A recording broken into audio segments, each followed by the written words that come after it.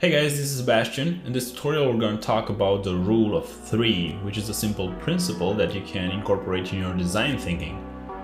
You can use it as a scaffolding to build your design around it, or it can help you place details in a balanced way on a pre-existing shape.